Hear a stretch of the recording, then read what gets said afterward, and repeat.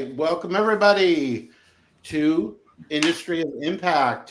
This is a LinkedIn Live series and podcast where we shine a light on people who are making a positive impact on people, on companies, on communities.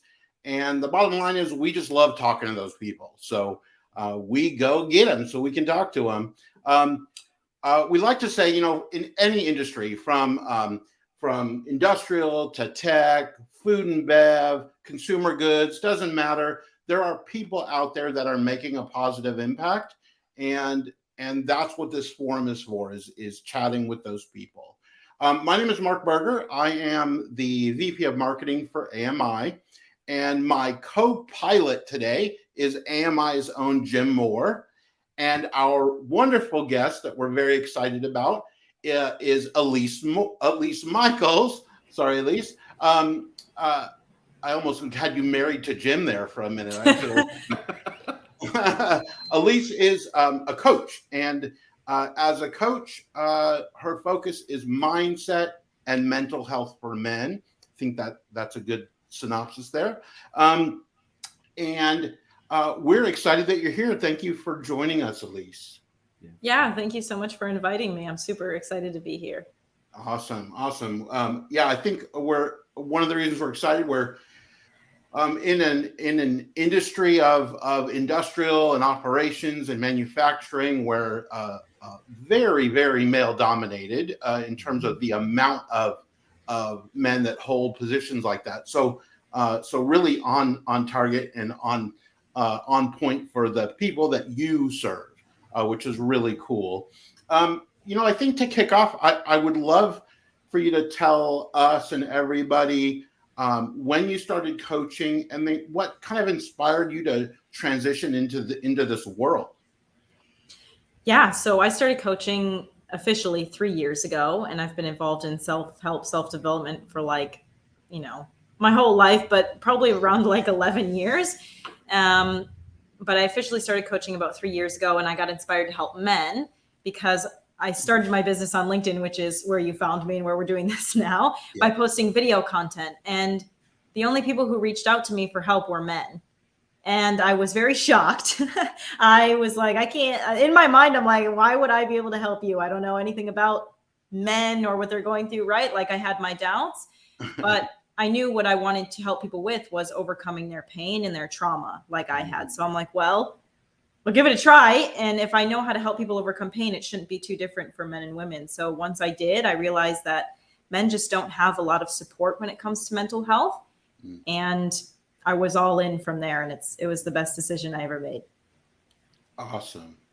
Do you think the focus on men from LinkedIn was because it was at that time a very male-dominated social media, or do you think that they were just, why men other than that's all that reached out to you? Because it's an interesting focus. Men traditionally have trouble asking for help.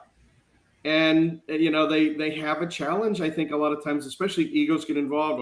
I've got to be the man of the house, or I've got to be all that. And it is a unique target market. And like Mark said, very heavily dominated in our industry. So I love the fact that there's help out there. For sure. And I didn't target men because that was all I was seeing on LinkedIn. It really was just because they were just reaching out to me. And I think that had more to do with my personality and the way I was putting myself out on LinkedIn. Because when I started my business, I said, I'm going to commit to being authentically myself, and whoever shows up, because I was in a tech company where I had to watch myself and dress very professionally. And I'm just we were chatting before this whole video thing started. I like to make jokes and I like to be very fun. And so I said, I'm just going to do my business however I'm like. And I think that kind of broke the barrier for men to reach out to me because it wasn't so, it was just very open, I feel like. And I also would do videos when I was walking, in my gym clothes and stuff. So I really didn't care. I didn't set anything up. I left no excuses for having a professional setup. And I was speaking more motivational at that point. It wasn't direct messages. Yeah. So I think that all kind of contributed to it. And once I found out that men needed more support, I started looking into their individual struggles and things that they wanted to overcome. Now, I know for me, and I'm sure for many guys, there's quite a stigma around asking for help. And so what do you say to guys that may have that nagging thing in their head that, yeah, getting that kind of support would help me or could maybe help me, but like, no way, I'm not there. I wouldn't reach out for that kind of thing. How do you help guys get over that stigma? I think my content helps men connect with certain things they're struggling with in their lives. Mm-hmm. And so as opposed to getting help, it makes it feel like something's wrong with us. It makes it feel like we're not capable of doing something. And so I like to reframe it. And that's why I'm a coach, right? Because men connect with coaches. You have your football coach and your basketball coach. And coaches are some of the most influential people in a man's life. So they know that self-improvement and they can connect with that form of self-improvement, right? It's not necessarily getting help. It's helping yourself get better, right? Like improve every area of your life. It's not just about, hey, I have to be at the very bottom on the edge of, depression or anxiety or suicide to ask someone to support me. It's like, I want someone to help me improve my life. Yeah. That is really good, because so many do wait till they're at the bottom or they're desperate. I've tried everything else. Well, maybe I ought to get counsel. But this idea of constant improvement is one that's near and dear to my heart. The personal development, the personal growth on a daily basis is what keeps you sharp. It's what keeps you growing. It's what keeps your company growing, your business growing. I love the idea of this coach mentality where you're fine tuning, you're refining, you're growing, rather than you're broken and you need fixed. It's really good. Right. Well, and everybody can relate to that, right? Yeah. So I love, after looking at some of what you offer, maybe you could break down some of the other things outside of just one-to-one coaching that you offer. It seems like community is a big part of how you kind of get guys to look within and self-develop. What else is kind of going on in your community other than just one-to-one coaching? So right now it is very specifically mostly one-to-one coaching. Okay. I was hosting groups, very intimate groups a while ago. Now I have a Facebook group that's private. It's very economic. It's $10 a month. So a lot more people can commune in there. And I just want to address what you said. Community is very important, especially for men, because society-wise, women are encouraged to speak with each other. They can chat freely about their emotions and their feelings to friends, family, whoever. They like chat all the time. They have many outlets. They go to the bathroom together. Yeah, exactly. We can make best friends in the bathroom. Men do not make best friends in the bathroom. You know what I mean? If a man tries to make friends with you in the bathroom, you are beating the crap out of him. Probably. We have a problem. It's not happening. So men need to have specific communes to go to have a brotherhood, to feel like it's okay to be themselves, because even in your small friend groups, chances are there's still a piece of you that is not wholly authentic, that is not being vulnerable, because it's your bro, it's your guy, it's who you've got to be tough to. And that's the narrative that I'm kind of trying to help change, is that you don't have to sit there and cry every day. We're not trying to go from one extreme to the other. But feel comfortable being yourself and knowing that emotions are a human trait, not a genetic male or female trait. And they're there to help you survive. So if you cannot connect with your fellow man, then you will lean on women, specifically your partner. And that puts a lot of pressure and strain on your partner to not only be your spouse, but be your counselor and be your best friend and be your wife and be all these things that she's just not prepared to be, all because you don't feel like you have anyone to go to or talk to. Wow. Yeah. I went off on a tangent being vulnerable is not easy for men to do, especially with their bros, especially with their friends, because they have to be okay. It's, the problem is none of us are ever fully okay. I mean, we're always going through some sort of struggle of some sort at any given moment, whether it's job related or house related or personal related or anything. I mean, we all struggle, right, daily.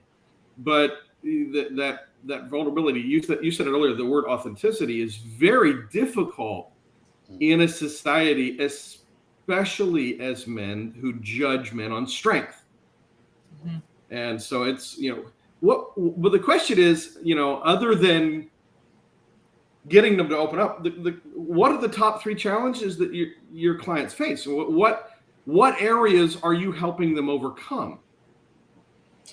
I mean, there are so many areas, but the number one struggle that I see men have is always in relationships. And so a lot of people now think I'm a relationship coach for men just because I talk about it so much, but I'm not. And I really don't want to be, honestly, because that's a whole other category. But relationships are always the struggle, because if we are not able to identify our own emotions and feelings and needs and wants and boundaries within ourselves, we start to compromise a lot when it comes to connecting with others. And it affects everything. It affects our romantic relationships, our relationships at work, our relationships with our children. And then we start to see how our children are growing up and exhibiting the same behaviors that we have. And that's how a lot of men kind of come into my atmosphere, because they're like, I'm starting to see now that they're acting like me and I don't like it. Right. And I'm like, okay, well, we're not even going to focus on them. We're going to focus on you. Right. And how we can get you to a good place. Because I agree that all of us go through struggles, but I don't think that everybody goes through struggles every day.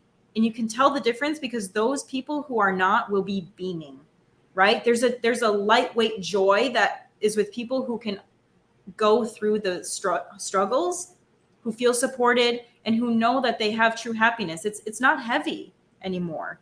And those are the people that give other people hope. Yeah, and I have found, at least in my career, and you correct me if you think I'm wrong in this, but the people who are helping other people are the happiest typically, because they're in the giving mode instead of the taking mode. And I used to counsel depression all the time, and it's like, find someone to be a blessing to. Reach out to someone, be an encouragement, write a note, pray for somebody, call them on the phone and just visit, just to see how they are. Those people are actively being a blessing, are receiving the blessing in return, it seems. Mm-hmm. Yeah, I mean, that's definitely a big part of it. When you feel like you can give, to share, like once you give it away. I think that's what they say. Yeah, that's good. What a parallel, though, also just to business leaders, because in my opinion, the best business leader is the one who is the best at their relationships with the people that work for them. And that has to be directly tied. And you can tell me if you see this, where people are having issues maybe in their business, how you may uncover or discover or help them discover that the relationships in their personal life are a direct relation to that. Well, absolutely. You hit the nail on the head. How we do one thing is usually how we do everything. Mm-hmm. And businessmen usually don't correlate this, because usually men who struggle in relationships or have anxiety or whatever it is, they usually actually tend to excel in business. But like you mentioned, the relational aspect might be a little bit off. They don't feel like they can fully trust their team. They don't feel fully supported. Their schedule is usually chaotic. They don't have any white space on the calendar for themselves. And then they're also not creating white space on the calendar for their spouse. They don't feel like they can fully shut off when they go home. They wake up in the middle of the night. They're not getting good sleep. So it all goes into each other.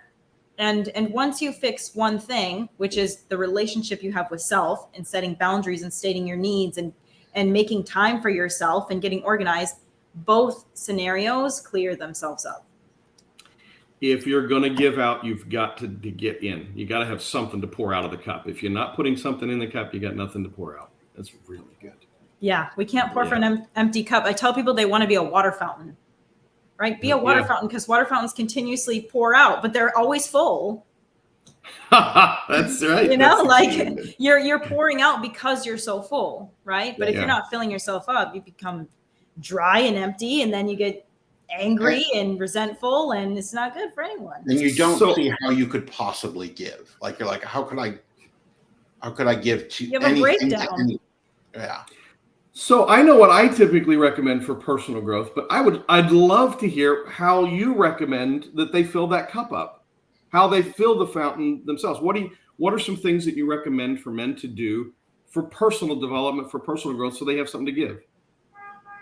The first thing I always recommend is 10, 15, 20 minutes in the morning by yourself to do one of 10 calming, concentrating activities.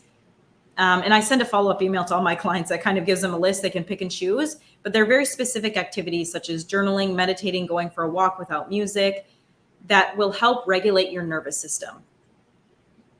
something we learn in trauma therapy is that a lot of trauma, a lot of depression, a lot of anxiety is created from a nervous system that is not regulated.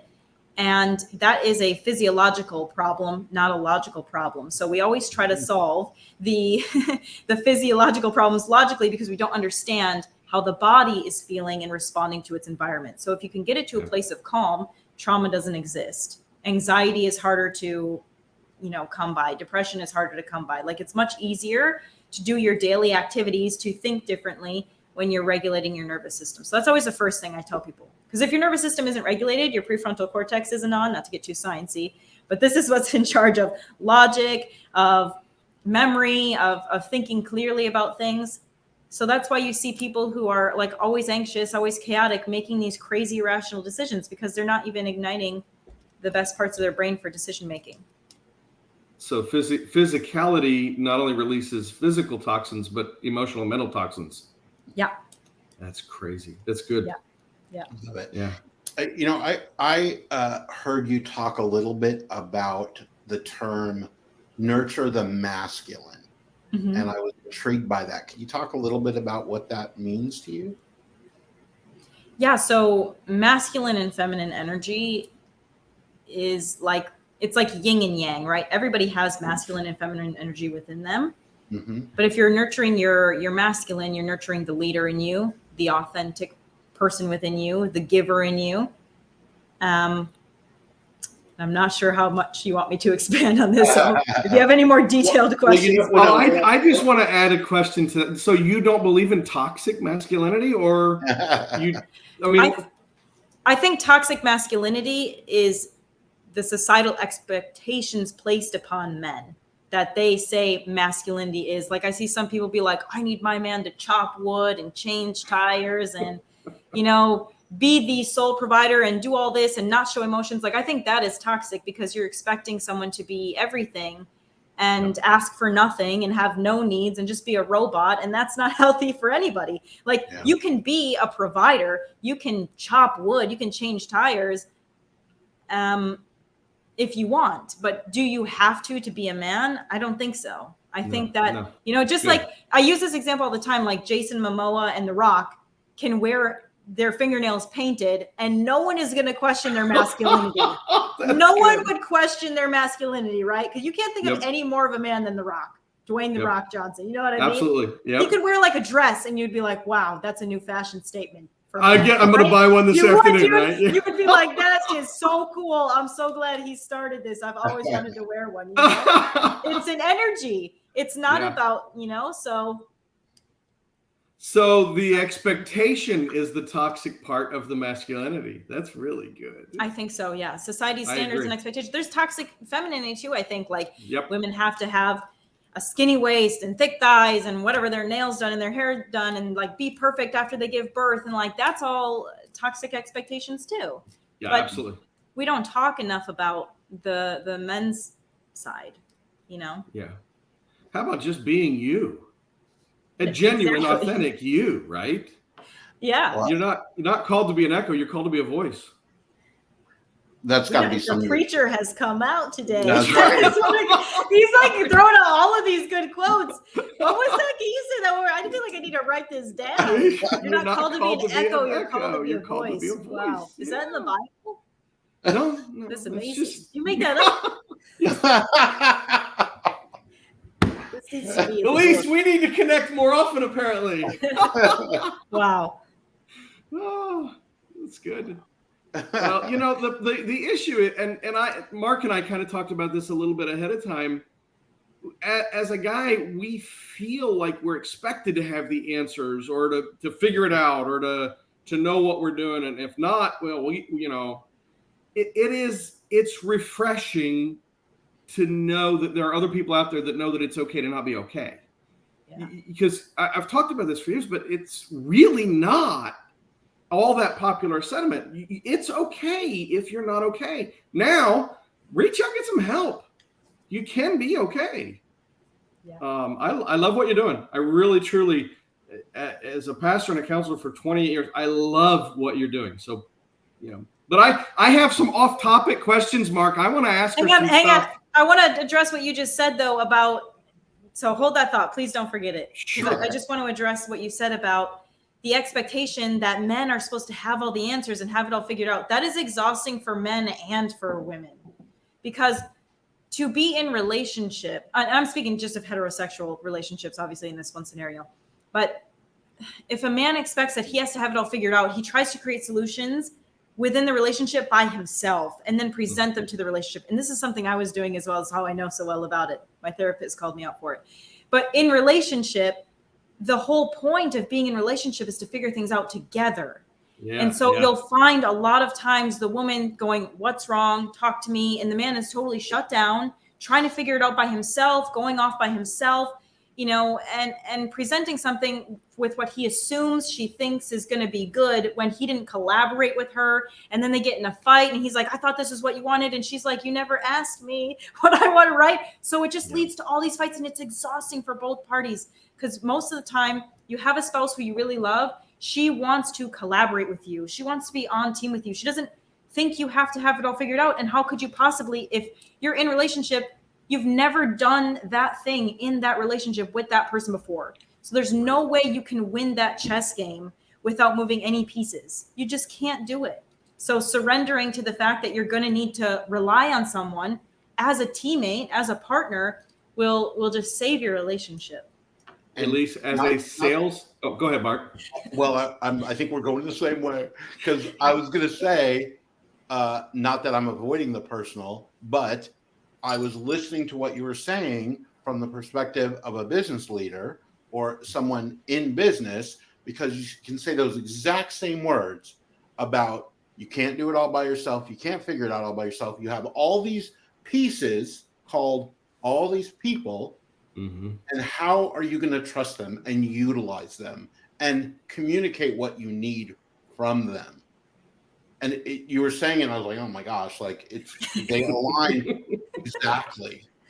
Well, and from a sales technique standpoint, from a salesman's heart, we have a principle called no mind reading. You know, you should not be mind reading your prospect or your customer or your coworker. The mind reading you can't do this, because you're going to make mistakes. You're not going to answer the real question. You're not going to solve the real pain or the real problem for the customer. You're going to present them with your solution. And that's not what they need. Mm-hmm. They need their solution. They need their pain solved. So no mind reading. Ask what they need. Talk about their real problem. Talk about what they need. I love this. This is because in relationships, I mean, yes, you're talking husband and wife or male-female relationships, but it works in all of them. The mind reading has to stop. Ask the question and then give an authentic, honest answer. Good. Right. Yep. All right, now, Mark, I gotta ask you. So, okay, yeah, ask your question. No, this is Elise Michaels. I want the real, the authentic. Where do you like to eat? What's your favorite food? What's your favorite ice cream and That's brand? So random. That's so off topic. What is you? I don't need people knowing these things about me. Well, I'll start. I'll share first, then you can thank me for sharing. HEB 1905 vanilla ice cream. It's the best in the world. That's so specific. That is I know, vanilla. Right? It has to be a specific vanilla ice cream. Yeah, we have a grocery store called HEB here in Texas, and HEB. I've heard of that. I've heard it's like everything. I've heard it's like the best grocery store. I've heard it's like the best grocery store. 100%. Yep. I'll tell you my favorite ice cream flavor, and people have made fun of me for this, but I grew up in Wisconsin, which is why I'm actually glad that you brought up the industry that you guys work with, because I grew up and my dad worked at a paper mill. He worked at Procter & Gamble, actually, when I was younger, making like Charmin toilet paper or something. And that's popular in the Midwest, is like working at factories. And so I totally get that culture. But I grew up in a small town in Denmark, Wisconsin, and we have a gas station there, the BP, and they had like a little pizza thing, and they had their own ice cream bar, and they had ice cream there called Raspberry Bash, and it's like a white chocolate ice cream with dark chocolate candy with raspberry filling inside. And I have never, ever been able to find it again. And people make fun of me. They're like, wow, Elise, gas station ice cream. It's really like, they're like, you ate pizza from the gas station. I'm like, it's not 7-Eleven from California, okay? It was a small town. Everybody got their pizza from that gas station, okay? Anybody from Denmark was listening, this could be like, oh my God, she's so right. We had 1 McDonald's, 3 bars, and that gas station, and that's it. That gas station is probably going to now be on Diners, Drive-Ins, and Dives. Wow. Dude, that gas, oh my God, I should look it up, dude. I should really look it up. It was as long as it's not gas station sushi, we're okay. We're all right. Maybe they have that part now. I'm not sure. One thing we ask, I have at least every guest on Industry of Impact, is pineapple on pizza, yes or no? No. Oh. If you like pineapple on pizza, just shame on you. Shame on you. Wow. The mindset coach is shaming us. Dude, if you like pineapple on pizza, there's just like no saving you. There's just like no saving you. No. We were at Pack Expo last week, and I went to Uno Pizza in downtown Chicago, and they have a barbecue chicken pizza with pineapple on it, and it was to die for. It was first really of all, good. Chicago pizza is also awful. Anybody who likes Chicago pizza is disgusting. Why would you put the sauce on top of a crust with the cheese underneath? Makes no sense at all. We have a true. At least we really need to get you out of your shell and learn how to express yourself. You know, you really got. I mean, you asked for the real me, and then you brought up that pizza thing, and I'm not going to hold back, okay? Because that's the truth right there. Oh my gosh, that's so good. So wow, you almost would think you're from New York with that. I know. I have such an East Coast like accent, like, don't I? Not accent, but personality. So New York style or Detroit style? We obviously know you don't like Chicago style, so it has to be New York style. I don't know I don't know what those are.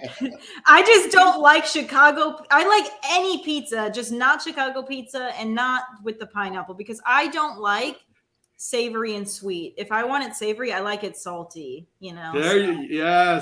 That's why, you know. I don't want a juicy fruit on my pizzas, make it all liquidy and weird. That's what it is, dude. It's like the liquid's all dripping all over. It's just disgusting, dude. You need a salty pepperoni and then whatever else you want that's also salty. Best interview ever, Elise. I love it. You can come back on Impact anytime you want. Excellent. I'm happy. You got your Tigger cup out again. This is great. What other questions can I answer? Mark, you said you had personal questions. Well, are we ending? I think we actually covered some of that, honestly. What did I just do? So I hit a key there. Well, I don't know if this is as much personal as I'm intrigued by the reaction to some of your clients when, like, one of my things that I carry around is a little bit of a is what it is. I know what's coming. I know what you're going to talk to me about. I know what you're going to ask. I know who I am. I know. And I have found that when I do let myself kind of dig in and do some discovery and self-awareness work, that I'm quite surprised when I get to some of the realizations that, I didn't know what I didn't know. And I'm very curious about that. You getting that? I'm sure you've got people you've worked with where you get that kind of reaction and what that means to you as a coach, but you know what it means to them too. Like they're not too sure about uncovering anything at all, or if they even would or could. And then when they get there, kind of that aha moment. Mm-hmm.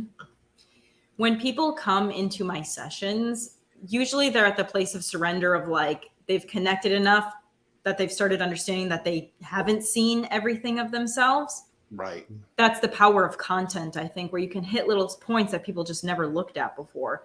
And no matter what, no matter how much coaching you've had or how much you've studied yourself, let me ask you if you've just ever seen the back of your head in great detail. Yeah, right. Never, right? We've never seen the back of our head. You can feel it, you know it's there, but like you don't see it, right? So as much as you might be aware of something, you will never be able to like cut your own hair like a barber will, right? I mean, Jim, you don't count, but you know, you'll never be able to massage your head with oil. I don't know. somebody else can always offer a different perspective Yeah. on a way of improving your life. And if you want a better life, just engage with somebody else, because you already know what you know, and that is going to be your biggest bottleneck, is getting over your pride and your ego of what you think you know about yourself and about others. All right, we have a coworker of ours that's watching, and he has a question. I'm going to post it here on the screen. Hey, Bill. What my do tattoos? They mean? This one says to the sun, and this one says to the sea. Oh, love it. Struggling with the camera. This one says, and still I rise. Sorry, I'm struggling with this camera thing. Oh, that's good. Very nice. Awesome. I love the ocean and I love the sun. So, and still I rise is a part of a Maya Angelou poem. Yeah. And I use it for motivation, you know, when I'm struggling, when I'm on the struggle bus, you know? Right. I've used that poem before. So what is next for Elise Michaels? What are you hoping to do with your coaching career? Like, do we see a book? Do we see speaking? Like, what's in the future? Yes, book for sure. I'm taking my time because I want it to be something very impactful. I don't just want to write a book to write a book. So actually today I just posted on Instagram if anybody has specific topics that they would want to see in there. I just hit 200,000 on TikTok. So my goals for 2023 are to launch the book, hit 1 million followers on TikTok, and hopefully get my own show. I don't know if that'll happen next year, but I want my own show so that we can be in a studio like this. You guys can come on, you know what I mean? And we can be in the same place. And that is my goal. Yeah. And to just change the way that men see mental health so that the next generation of children don't have to, you know, suffer the consequences of parents who are unaware. Love it. And then I think I got this right. Website, EliseMichaels.com. I only put up your LinkedIn, but as you mentioned, Instagram, TikTok, people can find you on all platforms. Yes, that's not my @ handle for Instagram or TikTok, but that is my name. So if you search that name, you'll find me. Yeah, no doubt. Good deal. Well, we're ecstatic to have you. It's been a whole lot of fun. It has. And we hope we can do it again. Yeah, this was awesome, guys. Thank you so much. It was great talking to you. It's been our pleasure. Indeed. Thank you. Thank you.